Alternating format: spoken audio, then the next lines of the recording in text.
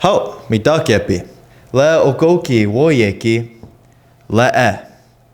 Daku iyach anhe. Dag iyach anhe. Daku iyach an huo. Le dokel kapiha. Iska woyek soyaya pihanta yu ieska po. This phrase means, what are you cooking, or what did you cook? And we can respond in a lot of different ways, so I thought I would show you. Lol iwach an shni means I'm not cooking. And you can see we have lol ich an as the base word here, as opposed to this word, which is just ich an.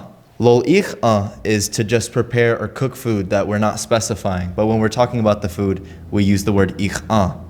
Iwach an, I cooked. So the next response is witka iwach an, which means I cooked eggs, and tchaloki iwach an, which means I cooked the meat.